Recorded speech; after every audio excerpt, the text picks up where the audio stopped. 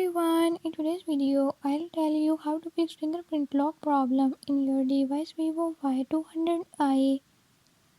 In this video I'm gonna share few tips and tricks that you can use to fix it.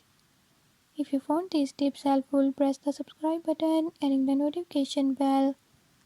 Make sure to watch complete video and learn I can do it. Let's watch the video.